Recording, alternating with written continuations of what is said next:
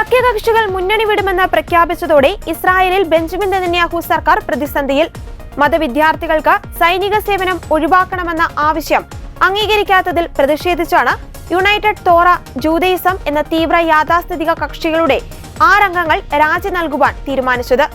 UTG അനുകൂലിക്കുന്ന മറ്റൊരു തീവ്ര യാഥാസ്ഥിതിക പാർട്ടിയായ ഷാസ് സർക്കാർ വിടുമെന്ന് പ്രഖ്യാപിച്ചിട്ടുണ്ട്.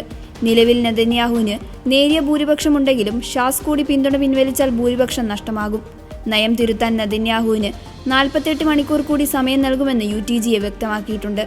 ഈ മാസം അവസാനത്തോടെ പാർലമെന്റ് സമ്മേളനം സമാപിക്കും.